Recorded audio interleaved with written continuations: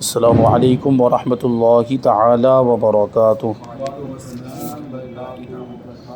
نحمده ونصلي ونسلم على رسوله الكريم اما بعد فاعوذ باللہ من الشیطان الرجیم بسم اللہ الرحمن الرحیم ان اللہ وملائکتہ یصلون علی النبی یا ایہا الذین آمنوا صلوا علیہ وسلموا تسلیما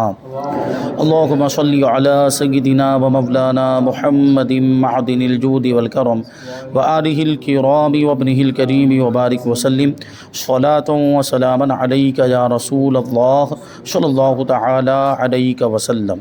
اس سے پہلے خلا کا بیان اور ایلا کا بیان گزرا، یہاں پر زہار کا بیان شروع ہو رہا ہے۔ زہار کے بارے میں قرآن پاک میں اللہ تبارک و تعالی ارشاد فرماتا ہے الذین یظاہرون منکم من نسائہم ما ہن امہاتہم ان امہاتہم الا اللائی ولدنہم وانہم لیقولون منکرا من القول وزورا وان اللہ لعفو غفور۔ وہ جو تم میں اپنی بیویوں کو اپنی ماں کی جگہ کہہ بیٹھتے ہیں وہ ان کی مائیں نہیں، ان کی مائیں تو وہی ہیں جن سے وہ پیدا ہیں، اور وہ بے شک بری اور نری جھوٹ بات کہتے ہیں، اور بے شک اللہ ضرور معاف کرنے والا اور بخشنے والا ہے۔ اس میں دیکھیے زہار کا ذکر ہے، یظاہرون، بے شک وہ لوگ زہار کرتے ہیں۔ زہار کرنے کا مطلب کیا ہوا کہ اپنی بیوی کو اپنی ماں سے تشبیہ دے دینا۔ ابھی اس کا مطلب بتائیں گے کہ زہار کا مطلب کیا ہوتا ہے، اور زہار یہ لفظ ظاہر سے بنا ہے۔ ظاہر کا معنی ہوتا ہے پیٹھ، یعنی اپنی بیوی کو اگر یہ کہا جائے کہ تو میرے لیے میری ماں کی پیٹھ کی طرح ہے تو یہ زہار ہو جائے گا۔ اور بھی بہت سارے الفاظ اس کے ہو سکتے ہیں، اس کی تعریف جب بیان کریں گے تو بات خود بخود سمجھ میں آ جائے گی۔ تفسیر شراط الجنان میں ہے، اس آیت میں زہار کی مذمت اور برائی بیان کرتے ہوئے ارشاد فرمایا گیا کہ تم میں سے وہ لوگ جو اپنی بیویوں سے زہار کرتے ہیں اور انہیں اپنی ماں جیسی کہہ بیٹھتے ہیں، یہ کہنے سے وہ ان کی مائیں نہیں ہو گئیں بلکہ ان کی مائیں تو وہی ہیں جنہوں نے انہیں جنم دیا ہے۔ اور بے شک زہار کرنے والے بیویوں کو ماں کہہ کر ناپسندیدہ اور بالکل جھوٹ بات کہتے ہیں۔ بیوی کو کسی طرح ماں کے ساتھ تشبیہ دینا ٹھیک نہیں، اور بے شک اللہ پاک انہیں ضرور معاف کرنے والا اور بخشنے والا ہے۔ ظاہر سی بات ہے، بیوی کی حیثیت الگ ہے، ماں کی حیثیت الگ ہے، ماں کا مقام و مرتبہ اور بیوی کے حقوق اور بیوی کا جو رشتہ ہے شوہر کے ساتھ اس کی ایک الگ ہی حیثیت ہے۔ بیوی ماں کی طرح ہو ہی نہیں سکتی ہے اور ماں بیوی کی طرح نہیں ہو سکتی ہے، تو بیوی کو ماں کی طرح کہنے کا پھر کیا مطلب، کیا فائدہ؟ بالکل غلط بات ہے اور یہ درست نہیں ہے، ٹھیک نہیں ہے۔ اور دوسری بات یہ ہے کہ ماں حرام ہے، یعنی ماں سے ہمیشہ کے لیے نکاح حرام ہے، کبھی بھی ماں سے نکاح نہیں ہو سکتا ہے۔ جبکہ بیوی تو اسی لیے بیوی بنی ہے کہ اس کے نکاح میں آئی ہے، اس سے نکاح ہوا ہے تبھی تو، یعنی مطلب ہے کہ وہ عورت اس کے لیے حلال ہے، اس کے نکاح میں ہے مطلب اس کے لیے حلال۔ اب ایک حلال عورت کو یعنی بیوی کو ایسی عورت سے تشبیہ دینا جس سے نکاح حرام ہے، یہ صرف ماں کی بات نہیں ہے، اس کے دوسرے محارم جو اس کی دوسری محرمات جو رشتہ دار خواتین ہیں جن کے ساتھ اس کا نکاح ہمیشہ کے لیے حرام ہے، ان کے ساتھ بھی اگر یہ تشبیہ دیتا ہے تب بھی یہی حکم ہوگا، تب بھی زہار ہو جائے گا۔ جیسے کہ کہا کہ تو میرے اوپر میری ماں کی طرح ہے، ایسے ہی اگر کہہ دیا کہ تو میرے اوپر میرے لیے میری خالہ کی طرح ہے تو خالہ بھی حرام، یا یہ کہہ دیا کہ تو میرے لیے میری پھوپھی کی طرح ہے، تو ظاہر سی بات یہ محرمات ہیں۔ یہ جو خواتین، یہ عورتیں جو اس کے رشتے میں ان کا نام لیا جا رہا ہے، تو یہ اس طرح عورت کے بارے میں شوہر اگر اس طرح بول رہا ہے تو یہ بہت بری بات ہے، اور اسی کو زہار کہا جاتا ہے۔ اب زہار کا حکم کیا ہوتا ہے، اگر ایسا کوئی بول دے تو کیا حکم ہوگا؟ یہ بہرحال یہاں پر یوں جو الفاظ بولے کہ تو میرے لیے میری ماں کی طرح ہے، یہ ماں جیسی بول دیا، اپنی بیوی کو ماں جیسی، ماں کی طرح بول دیا۔ لیکن کبھی کبھار دیکھیں یہاں پر ایسا ہوتا ہے عرف عام میں، عام بول چال میں کبھی ماں کا لفظ بول دیا جاتا ہے، او میری ماں سننا میری بات، اس طرح جو ہے بول دیا جاتا ہے، تو یہ وہ لفظ یہاں اس کی وجہ سے زہار نہیں ہوگا۔ میری ماں تو بات مانتی نہیں، اس طرح کبھی بول دیتے ہیں، یہ محاورات میں بول دیا جاتا ہے، عام بول چال میں، تو اس سے زہار نہیں، حالانکہ یہ بھی نہیں بولنا چاہیے، یہ بولنے کی بھی اجازت نہیں، یہ بھی درست نہیں ہے، کیونکہ وہ کسی بھی اعتبار سے ماں تو ہو ہی نہیں سکتی ہے۔ لیکن وہ چونکہ کیا کہا جاتا ہے اس کو، تقیہ کلام، ایک تقیہ کلام ہوتا ہے، یا کثرت استعمال کی وجہ سے وہ زبان پر آ جاتا ہے۔ آدمی دوسری جگہ بولتا رہتا ہے، بیوی کے سامنے بھی بول دیتا ہے کبھی، تو وہ زبان سے ویسے ہی نکل جاتا ہے، اس کا مقصد نہیں ہوتا ہے اس کو ماں سے تشبیہ دینا۔ تو وہاں اس کی وجہ سے یہ جو بولا جاتا ہے عام بول چال میں، اس سے زہار نہیں ہوگا۔ یہاں جو الفاظ ہیں یہاں بالقصد وہ بول رہا ہے اور اپنی ماں سے تشبیہ دینے کے لیے اسی سے بول رہا ہے، یا محرمات سے تشبیہ دینے کے لیے بول رہا ہے، تو ایسی صورت میں وہ زہار ہو جائے گا۔ اب زہار ہو جائے گا تو پھر زہار کا کیا مطلب؟ کیا وہ اس کی بیوی جو ہے وہ اس پر حرام ہو جائے گی، ماں کی طرح حرام ہو جائے گی؟ یعنی اس نے ماں کی طرح کہہ دیا، تو کیا وہ ماں کی طرح بیوی حرام ہو جائے گی، یا کیا کرنا پڑے گا؟ اس کا کوئی راستہ ہے؟ اس کا حکم کیا ہے؟ اس کی کیا شرطیں ہیں؟ تو سب سے پہلے تو زہار کا مطلب بتاتے کہ زہار کا مطلب کیا ہوتا ہے۔ جیسے کہ میں نے ابھی عرض کیا کہ زہار یہ لفظ زہر سے بنا، زہر کا معنی ہوتا ہے پیٹھ، یعنی کوئی اپنی بیوی کو اپنی ماں کی پیٹھ یا اپنی محرمات کی پیٹھ سے تشبیہ دے کہ تو میرے لیے میری ماں کی پیٹھ کی طرح ہے، تو ظاہر سی بات ہے ماں تو پوری کی پوری حرام ہے، تو اس کی پیٹھ بھی حرام ہے، ٹھیک ہے۔ اب یہ چیز ہے کہ کچھ حصے ایسے ہیں محرمات کے بھی کہ جن کو دیکھنا جائز، جیسے ماں کے چہروں کو دیکھنا جائز ہے، ماں کے ہاتھوں کو دیکھنا جائز ہے، یہ ہے، لیکن ماں کی بھی کچھ جسم کے کچھ اعضاء ایسے ہیں جن کو دیکھنا ہی جائز نہیں ہے، جن کو دیکھنا حرام ہے، تو انہی میں سے پیٹھ بھی ہے۔ ماں کی پیٹھ کو دیکھنا جائز نہیں ہے، یعنی بیٹے کے لیے بھی ماں کی پیٹھ کو دیکھنا حرام ہے، تو پیٹھ سے تشبیہ دینے کی وجہ سے بھی زہار ہو جاتا ہے۔ یا تو پورے سے ہی تشبیہ دے دی، یعنی پورا ماں کی طرح کہہ دیا کہ تو میری ماں کی طرح ہے میرے لیے، یا اس کے کسی ایسے عضو سے تشبیہ دی جس کا دیکھنا اس کے لیے حرام ہے، تو ایسی صورت میں بھی زہار ہو جائے گا۔ اسی کو کہتے ہیں کہ زہار کے یہ معنی ہے کہ شوہر اپنی زوجہ یعنی اپنی بیوی یا اس کے کسی ایسے عضو کو جو کل سے تعبیر کیا جاتا ہے، یعنی ایسا عضو، عورت کا کوئی ایسا عضو ہے جس سے کل کو تعبیر کیا جاتا ہو، جیسے کبھی کبھی سر بول کر پوری ذات مراد لی جاتی ہے، یہ نہیں کہا جاتا وہاں تو اتنے سر تھے، سر ہی سر نظر آ رہے تھے، کیا خالی سر نظر آ رہے تھے؟ یعنی پورے انسان نظر آ، یعنی سر بول کر کل مراد رہ رہے ہیں، یہ ہوتا ہے۔ تو سر کو تشبیہ دی، مثال کے طور پر سر کو تشبیہ دی، ایسی عورت سے تشبیہ دی یعنی اس کی طرح قرار دیا جو اس مرد پر ہمیشہ کے لیے حرام ہے، جیسے ماں سے تشبیہ دے دی، ماں ہمیشہ کے لیے حرام ہے، یہ زہار کہلاتا ہے۔ جیسے شوہر بیوی سے کہے تو مجھ پر میری ماں کی مثل ہے، یا اس عورت کے کسی ایسے عضو سے تشبیہ دے جس کی طرف دیکھنا حرام ہو، جیسے میں نے ابھی وہ پیٹھ کی مثال دی، تو یہ بھی زہار ہو جائے گا۔ جیسے بیوی سے یوں کہے کہ تیرا سر یا تیری گردن میری ماں کی پیٹھ کی مثل ہے، تیرا سر یا تیری گردن میری ماں کی پیٹھ کی طرح ہے۔ دیکھیں یہاں سے پہلے جو سر کہا جا رہا ہے یا جو گردن کہا جا رہا ہے، کیونکہ کبھی سر بول کر پورا مراد لیا جاتا ہے، پوری ذات کو مراد لیا جاتا ہے، اور کبھی گردن بول کر پوری ذات کو مراد لیا جاتا ہے۔ جیسے قرآن پاک کے اندر ہے فتحریر رقبہ، تو ایک گردن آزاد کرنا ہے، یعنی اگر کوئی غلام، یہ کیا کہتے ہیں کہ قسم کا کفارہ بیان کیا گیا، قسم اگر توڑ دے اگر، تو وہاں پر ایک غلام آزاد کرنا ہے۔ دوسری جگہوں پر بھی یہ لفظ آیا ہے فتحریر رقبہ کے الفاظ قرآن پاک کے اندر ہے، تو رقبہ کا تو معنی ہوتا ہے گردن، تو کیا خالی گردن آزاد کرے؟ نہیں، گردن آزاد کرنے سے مراد پورے غلام کو آزاد کرنا ہے، یعنی گردن بول کر پورا غلام مراد دیا گیا یہاں پر۔ تو اسی طریقے سے تیرا سر یا تیری گردن، یہاں پر بھی اب پوری ذات ہی مراد ہوگی، یعنی تو پوری کی پوری، یا تیری گردن میں بھی تو پوری کی پوری، یعنی تیرا پورا جسم میرے لیے میری ماں کی پیٹھ کی طرح ہے۔ تو پیٹھ کو تو دیکھنا حرام ہے، تو کیا اب بیوی کو دیکھنا بھی حرام ہو جائے گا، یا بیوی سے قربت کرنا حرام ہو جائے گا؟ کہتے ہیں کہ زہار کے لیے اسلام اور عقل و بالغ ہونا شرط ہے، یعنی زہار کرنے والا جو یہ الفاظ بول رہا ہے، جو یہ جملے بول رہا ہے، اس کا مسلمان ہونا، عاقل ہونا اور بالغ ہونا شرط ہے۔ اگر وہ نابالغ ہے یا مجنون ہے، پاگل ہے، عقل سلامت نہیں، یا وہ مدہوش، سرسام اور برسام کے بیمار نے، مدہوش مطلب ہوش اس کے سلامت نہیں رہے، حواس باختہ ہو گیا، سرسام اور برسام کی بیماری کی وجہ سے۔ سرسام اور برسام کیا ہوتا ہے؟ سرسام یہ ایک دماغی بیماری ہوتی ہے جس میں دماغ پر ورم آ جاتا ہے، اور دماغ پر ورم آ جانے کی وجہ سے اب وہ کیا بول رہا ہے اس کو خود سمجھ میں نہیں آتا، اس کی عقل ٹھکانے پر نہیں رہتی، ہوش سلامت نہیں رہتے، کچھ کا کچھ بولتا ہے، بکواس کرے گا اور واہیات بولتا ہے وہ، تو وہ ویسے ہی ہو گیا، وہ نشے والے کی طرح ہو گیا جس کی عقل سلامت نہیں رہی، مجنون کی طرح ہو گیا، مجنون کی طرح ہو گیا۔ نشے والے کا حکم الگ ہے، نشے والے کا حکم یہاں پر نہیں آئے گا، کیونکہ نشے والا خود قصدن وہ شراب پی کر اپنے آپ کو اس میں نشے میں ڈالتا ہے، اپنی عقل کو خود زائل کر رہا ہے، اس کے قصد اور اس کے ارادے کا اس میں دخل ہوتا ہے، اس لیے وہاں پر وہ معذور نہیں۔ اسی وجہ سے نشے والا اگر طلاق دے تو بھی اس کی طلاق واقع ہو جاتی، وہاں پر وہ یہ نہیں کہہ سکتا کہ میری تو عقل ٹھکانے پر نہیں تھی، میں تو نشے میں تھا، مجھے کچھ پتہ نہیں چل رہا تھا کہ میں کیا بول رہا ہوں، اس کا یہ عذر نہیں مانا جائے گا، طلاق واقع ہو جائے گی۔ نشے والا اگر اپنی بیوی کو طلاق دیتا ہے تو طلاق واقع ہو جائے گی، لیکن یہاں مراد کیا ہے وہ دماغی بیماری سرسام کی بیماری اس کی وجہ سے ہوش اڑ گئے، اس کے مدہوش ہو گیا، یا برسام کی بیماری یہ پھیپھڑوں کے اندر ہوتی ہے اور پھیپھڑوں میں بھی ورم آ جاتا ہے اور اس کی وجہ سے بھی عقل زائل ہو جاتی ہے، یا بے ہوش آدمی یا سونے والے نے زہار کیا تو زہار نہ ہوا۔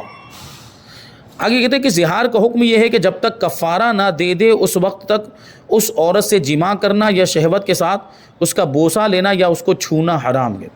یعنی کیا مطلب ہوا کہ ایک بار زہار کر لیا تو اب کفارہ ادا کرنا پڑے گا، جب تک کفارہ نہیں ادا کرتا ہے وہاں تک اس کے قریب نہیں جا سکتا، اس سے ہم بستری بھی نہیں کر سکتا، بلکہ شہوت کے ساتھ اس کو چھو بھی نہیں سکتا اور بوسہ بھی نہیں لے سکتا ہے۔ تو اب وہ کفارہ کیا ہے وہ بیان کرتے ہیں کہ زہار کرنے والا جماع کرنے کا ارادہ کرے تو اس پر کفارہ واجب ہے، اور اس کا کفارہ ایک غلام آزاد کرنا ہے یا ایک باندی کو آزاد کرنا ہے، اور اس کی استطاعت نہ ہو، غلام اور باندی آزاد کرنے کی اگر استطاعت نہ ہو، طاقت نہ ہو، یا یہ کہ غلام اور باندی پائے ہی نہ جاتے ہو، جیسے کہ ابھی ہمارے زمانے میں غلام اور باندی کا تو اب رواج ہی ختم ہو گیا کہ کہیں پر بھی غلام باندی نہیں ملتے، تو اب جو ہے وہ غلام اور باندی کو آزاد کرنا ممکن ہی نہیں رہا۔ اور اگر ممکن ہو بھی، جیسے پرانے زمانے میں غلام باندی ملتے تھے، لیکن کبھی ہوتا یہ تھا کہ اتنا روپیہ پیسہ اس کے پاس نہیں ہے، درہم و دینار نہیں ہے کہ وہ غلام کو خرید کر آزاد کر سکے یا باندی کو خرید کر آزاد کر سکے، اس کے پاس اتنا مال ہی نہیں ہے، تو ایسی صورت میں کیا کرے گا؟ اگر طاقت نہ ہو تو کفارے میں پے در پہ یعنی لگاتار 2 مہینے کے روزے رکھے،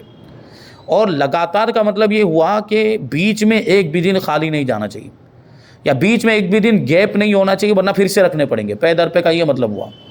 یعنی کہ 60 روزے رکھنے، اس کو مسلسل 60 روزے رکھنے۔ مثال کے طور پر ابھی 20 روزے رکھے تھے کہ ایک دن چھوڑ دیا تو پھر اب وہ اس کا کفارہ ادا نہیں ہوا، اس کو پھر سے یہ ادا کرنا پڑے گا۔ اب یہ جو پے در پہ جو 60 دن کے روزے رکھنے ہیں، اس میں پھر رمضان کا مہینہ نہیں آنا چاہیے بیچ میں، کیونکہ اگر رمضان کا مہینہ تو رمضان کے مہینے کے روزے تو ویسے ہی رکھنے فرض ہیں، وہ تو ویسے ہی ضروری ہے، تو وہ روزے یہ کفارے کے روزوں میں شمار نہیں ہوں گے، وہ رمضان کے روزوں کی حیثیت الگ ہے۔ مثال کے طور پر رمضان سے پہلے 20 دن کے روزے رکھ چکا تھا، اب رمضان کا مہینہ آ گیا، اب رمضان کے روزے رکھنا شروع کر دیا، اب باقی کے 40 روزے اور رمضان کے بعد رکھ رہے ہیں، نہیں مانا جائے گا، کیونکہ بیچ میں گیپ ہو گیا، رمضان کے پورے مہینے کا گیپ ہو گیا۔ اسی طریقے سے کچھ دن ایسے ہیں جن میں روزہ رکھنا جائز ہی نہیں ہے، جیسے عید الفطر کا روزہ رکھنا جائز نہیں ہے، اور ذی الحجہ کے مہینے میں 4 دن روزہ رکھنا جائز ہے، 10 11 12 13 تاریخ، ذی الحجہ کی 10ویں 11ویں 12ویں اور 13ویں تاریخ کو روزہ رکھنا جائز نہیں ہے، تو یہ دن بھی بیچ میں نہیں آنے چاہیے۔ یعنی اس نے روزہ رکھنا شروع کیا تھا، کفارے والا روزہ رکھنا، جیسے مثال کے طور پر اس نے بقرعید کے مہینے ذی الحجہ کے مہینے کے پہلے ہی چاند سے روزہ رکھنا شروع کر دیا تھا، لیکن اب 10ویں چاند کو تو روزہ نہیں رکھ سکتا، 10 11 12 13 کو تو روزہ رکھ نہیں سکتا ہے، تو یہ 4 دن کا روزہ رکھے گا تو گنہگار ہوگا، اور ان کی وجہ اگر نہیں رکھتا ہے تو ان کی وجہ سے گیپ ہو جا رہا ہے، تو وہ لگاتار ہونے کی جو شرط ہے وہ نہیں پائی جا رہی ہے، تو لگاتار ہونا ضروری ہے۔ تو اب وہ دیکھ لے، کیونکہ اس میں ضروری نہیں ہوتا کہ ابھی زہار کیا تو کل سے ہی روزہ رکھنا شروع کر دے، جو زہار کا جو معاملہ ہوا ہے اس میں ایسا ضروری نہیں ہوتا ہے کہ جیسے ہی زہار ہوا ویسے ہی وہ کفارہ ادا کر دے، کفارہ بعد میں بھی ادا کیا جا سکتا ہے، اس کو ڈیلے بھی کیا جا سکتا ہے، بس اس میں اس بات کا لحاظ ضروری ہے کہ اب وہ قربت نہیں کر سکتا، اور اب وہ بوسہ بھی نہیں لے سکتا، اور اب اس کو چھو بھی نہیں سکتا اپنی بیوی کو جس کے ساتھ اس نے زہار کر لیا، تو جب تک وہ کفارہ ادا نہیں کر دے گا وہاں تک اس کا معاملہ چلتا رہے گا۔ اور روزے رکھنے پر بھی اگر قدرت نہ ہو تو 60 مسکینوں کو دونوں وقت پیٹ بھر کر کھانا کھلائے، 60 مسکینوں کو 60 مسکینوں کو یعنی فقیروں کو دونوں ٹائم کا پیٹ بھر کر کھانا کھلانا ہے، اور درمیانی انداز کا کھانا ہونا چاہیے، نہ بہت اچھا ہو نہ بہت گھٹیا ہو، ہاں اچھا کھلا سکتا ہے، اچھا کھلانے میں کوئی وہ مسئلہ نہیں ہے، اور یہ بھی ہو سکتا ہے کہ ایک ہی مسکین کو روزانہ دونوں ٹائم کا کھانا 60 دن تک کھلا دے، یہ بھی چلے گا، 60 دن تک کھلائے گا تو وہی 60 مسکین کو کھلانا ہو جائے، یا ایک ہی دن میں 60 کبھی ایسا ہو سکتا ہے کہ بھائی ایک ہی دن میں 60 فقیروں کا انتظام کرنا مشکل ہے، کہاں سے لائیں گے بھائی 60 فقیروں کو، تو اس نے یہ کیا کہ ایک مسکین اس کو مل گئے جو واقعی مسکین تھے، واقعی حقدار تھے، واقعی ضرورت مند تھے، تو ان سے اس نے بات کر لی کہ 60 دن تک میں آپ کو کھانا کھلاتا رہوں گا، تو یہ کفارے میں وہ 60 مسکین کی جگہ پر ایک مسکین کو وہ اس طریقے سے کھلا سکتا ہے۔ اور یہ بھی ہو سکتا ہے کہ ہر مسکین کو صدقہ فطر کی مقدار یعنی قریباً 2.25 سیر گیہوں یا اس کا آٹا یا اس کی گندم کی قیمت کا مالک کر دیا جائے، مطلب صدقہ فطر جو ہم عید الفطر کے دن ادا کرتے ہیں جس کو فطرہ بھی کہا جاتا ہے، اس کی مقدار 2 کلو 47 گرام گیہوں ہے، اور اگر جو کے ذریعے سے ادا کریں یا کھجور کے ذریعے ادا کریں تو وہ اس کا ڈبل ہو جاتا ہے، 4 کلو 94 گرام ہو جاتا ہے، تو اگر گیہوں کے ذریعے مطلب صدقہ صدقہ فطر کی مقدار دینا چاہتا ہے، یعنی کہ ایک فقیر کو، ایک مسکین کو ایک صدقہ فطر کی مقدار اس کو دینی ہے، اس طریقے سے 60 مسکینوں کو دینا پڑے گا ایک ایک صدقہ فطر کی مقدار، یعنی 2 کلو 47 گرام گیہوں کے برابر، وہ تقریباً ابھی 75-80 روپے بنتے ہیں، یعنی ابھی اس وقت کے اعتبار سے، وہ آگے پیچھے اگر جائیں تو قیمت کم زیادہ ہو سکتی ہے۔ تو مثال کے طور پر 80 روپے لے کر چلے تو ہر مسکین کو، ہر فقیر کو 80 روپے کا مالک بنا دے، 80 روپے اس کو دے دیا، 80 روپے اس کو دے دیا، اس طرح 60 مسکین کو 80 روپے دے دے تو اس سے اس کا کفارہ ادا ہو جائے گا۔ یا گیہوں ہی دے دے، اتنے گیہوں یعنی 2 کلو 47 گرام گیہوں لا کر ایک ایک فقیر کو دے دے، ایک ایک مسکین کو دے دے، تو اس سے بھی کفارہ ادا ہو جائے گا۔ یا اس کا آٹا دے دے، جو بھی مناسب ہو، یا سامنے والے کی حالت کے اعتبار سے جو اس کو لگے کہ یہ دینا چاہیے۔ جیسے کبھی ایسا ہوتا ہے کہ سامنے والے کو گیہوں کی ضرورت ہی نہیں ہے، سامنے والے کو روپیے پیسے کی زیادہ ضرورت ہے، تو پھر اس کو روپیہ پیسہ دیا جائے گا۔ اور یا یہ کہ سامنے والے کو گیہوں کے مقابلے میں آٹے کی زیادہ ضرورت ہے، جیسے روٹی بنانی ہے اس کو، ابھی اس کو گیہوں دیا جائے اور اس کو روٹی بنانی ہے تو گیہوں ڈائریکٹ تو اس سے روٹی نہیں بن سکتی ہے، اس کو پہلے جا کر آٹے کو پسوانا، وہ گیہوں پسوانا پڑے گا، آٹا اس کو ملے گا، پھر جا کر روٹی بنے گی۔ تو ڈائریکٹ اس کو آٹا دے دیا جائے تو اس میں سامنے والے کے لیے آسانی ہوگی۔ بہرحال اگر دے گا، اگرچہ اس کو سامنے والے کو آٹے کی ضرورت ہے یا پیسے کی ضرورت، اس کی جگہ پہ اگر گیہوں دے بھی دیے پھر بھی یہ کفارہ ادا ہو جائے گا، تو یہ بھی دیا جا سکتا ہے، اس کی قیمت بھی۔ اور مالک بنانا ضروری ہے، مالک بنائیں گے تبھی کفارہ ادا ہوگا۔ اور انہی لوگوں کو دیا جائے جنہیں صدقہ فطر دے سکتے ہیں، صدقہ فطر جن کو دے سکتے ہیں انہی کو، یعنی شرعی اعتبار سے جو مستحق ہو، جو فقیر ہو، جو مالک نصاب نہ ہو، جس کے پاس 7.5 تولہ سونا یا 52.5 تولہ چاندی کے برابر مالیت کا کوئی بھی سامان حاجت اصلیہ سے زائد، اگرچہ مال غیر نامی ہی کیوں نہ ہو، وہ نہیں ہونا چاہیے اس کے پاس، اگر ہوگا تو وہ مستحق نہیں ہے، اس کو دیں گے تو پھر کفارہ ادا نہیں ہوگا۔ تو یہ بات آ جاتی ہے بار بار کہ جو پیشہ ور فقیر ہوتے ہیں، ان کے پاس بہت زیادہ مطلب روپیہ پیسے جمع ہوتے ہیں، وہ فقیر کہلاتے، لیکن شرعی اعتبار سے وہ فقیر نہیں ہوتے۔ یعنی ابھی سوچ لیں، جس کے پاس 45,000 روپے 48,000 روپے کے آس پاس اگر کیش جمع ہے تو وہ شرعی اعتبار سے فقیر نہیں ہو، تو مالک نصاب ہو چکا ہے، وہ صدقہ فطر لینے کا حقدار ہی نہیں، تو اس کو یہ کفارے کی رقم بھی نہیں دی جا سکتی۔ کفارے میں جو چیزیں دینی ہے، یہ گیہوں دینا یا یہ وہ نہیں دیا جا سکتا ہے، تو شرعی اعتبار سے اس کا فقیر ہونا ضروری ہے، مستحق ہونا ضروری ہے، مستحق ہی کو دیا جا سکتا ہے، جو مستحق نہیں ہے اس کو نہیں دیا جا سکتا۔ تو ایسے آدمی کو تلاش کیا جائے جو واقعی شرعی اعتبار سے فقیر ہو۔ اس کے لیے سب سے بہتر طریقہ یہ ہے کہ مدرسہ دارالعلوم میں عام طور پر ایسے بچے ہوتے ہیں، اکثریت ان بچوں کی ہوتی ہے جو یا تو یتیم ہوتے ہیں یا غریب ہوتے ہیں، غریب گھرانے سے ان کا تعلق ہوتا ہے۔ مالدار بچے بہت کم ہوتے ہیں، ایسا نہیں کہ نہیں ہوتے، مالدار بچے ہوتے بھی ہیں، جن کے ماں باپ مالدار ہیں، صاحب ثروت ہیں، خوب دولت ہے ان کے پاس، ایسے بھی بچے ہوتے ہیں دارالعلوم وغیرہ میں۔ لیکن عام طور پر کیسے بچے ہوتے ہیں؟ فقیر بچے ہوتے ہیں، یعنی غریب گھرانے سے، یا یتیم بچے ہوتے ہیں، ان کے ماں باپ بھی غریب ہوتے ہیں۔ تو ایسی صورت میں بہتر یہ ہے کہ بالغ بچوں کو تلاش کیا جائے، کیونکہ نابالغ ہوگا تو اس میں اس کے باپ کا اعتبار ہوگا، یعنی باپ مالدار ہے تو پھر اس کو بھی نہیں دے سکتے۔ ہاں، اگر بالغ ہو چکا ہے اور خود شرعی اعتبار سے فقیر ہے، یعنی خود اس کے پاس اتنا مال نہیں ہے کہ جو نصاب کے برابر پہنچ جائے، ظاہر سی بات مدرسے میں پڑھتا ہے تو وہ کمانے تو جاتا نہیں ہے، مدرسے میں ابھی تعلیم حاصل کر رہا ہے، مطلب وہ کماتا نہیں ہے۔ جب وہ کماتا نہیں ہے تو ظاہر یہی ہے کہ اس کے پاس اتنی رقم نہیں ہوگی، بس ضرورت جتنے پیسے اس کے والد صاحب اس کو بھیجتے ہیں وہ استعمال کرنے کے لائق اس کے پاس وہ رکھتا ہے، جتنے دن تک وہ پیسے چلتے ہیں، اور وہ پیسے بھی اتنے زیادہ نہیں۔ اب ظاہر سی بات ایک ساتھ میں 45,000 روپے تو نہیں بھیجیں گے اس کو، ضرورت کے لیے، استعمال کرنے کے لیے، ناشتہ کرنے کے لیے اس کو بھیجا، بھائی جو چیز کی ضرورت ہے، بھائی صابن لینے کی ضرورت پیش آئی، ٹوتھ پیسٹ لینا ہے، ٹوتھ برش لینا ہے، تو اس کے لیے کتنے پیسوں کی ضرورت ہوگی، یا تھوڑا بہت ناشتہ ادھر ادھر کچھ کرنا ہے تو اس کے لیے پیسے دیے جاتے ہیں، مہینے میں 1,000 روپے 1,500 روپے 2,000 روپے دیے جاتے ہوں گے، اس سے بھی وہ مالک نصاب نہیں ہوتا۔ تو ایسے طلباء کو جو مدرسے میں پڑھنے والے بچے ہیں ان کو دیا جائے تو بہت بہتر ہے، کیونکہ وہ شرعی اعتبار سے فقیر ہوتے ہیں۔ تو بالغ بچے، اور ان میں غالب گمان یہی ہوتا ہے کہ یہ شرعی فقیر ہیں اور یہ مالک نصاب نہیں ہے، ان کے پاس مال و دولت نہیں ہوگا، وہ یا پھر کہ معلوم کیا جا سکتا ہے، ان سے پوچھ لیا جائے کہ آپ مالک نصاب ہیں کہ نہیں ہے، پھر ان کو دے دیا جائے، ان کو ضرورت بھی ہوتی ہے، ان کو حاجت بھی ہوتی ہے ایسے بچوں کو، اور ایسے بچوں کے تعلق سے کوئی سوچتا نہیں ہے، ان کا کوئی خیال نہیں کرتا، اور ایسے فقیروں کو بس دیے جاتے ہیں جن کے بینک بیلنس میں لاکھوں روپے پڑے ہوئے ہوتے ہیں، جیسا کہ میں نے ایک واقعہ اس سے پہلے بیان کیا تھا۔ تو اس کا لحاظ کرنا ضروری۔ اچھا، دارالعلوم کے بچوں ہی کی بات نہیں ہے، آپ کے آس پڑوس میں، محلے میں، علاقے میں ہو سکتا ہے کہ کوئی جیسے بیوائیں ہوتی ہیں تو بیواؤں کو تلاش کر کے جو واقعی حاجت مند ہو، کیونکہ کچھ بیوائیں ایسی ہوتی ہیں کہ جن کو ضرورت نہیں ہوتی، کچھ بیوائیں تو ایسی ہوتی ہیں کہ جن کے پاس سونا چاندی بھی ہوتا ہے، تو ان کو دینا جائز نہیں ہوگا سونا چاندی اگر ہے تو.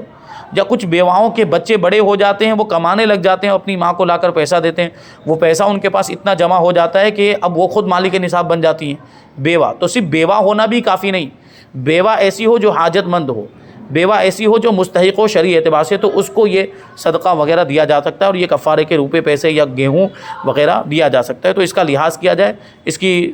چھان بین کی جائے اور اس اعتبار سے یہ ادا کیا جائے. تو یہاں پر زہار کا بیان مکمل ہوا. اب اس کے بعد ہے لعان کا بیان. لعان ہوتا کیا ہے؟ لعان میں ہوتا یہ ہے کہ شوہر بیوی پر زنا کی تہمت لگا دے.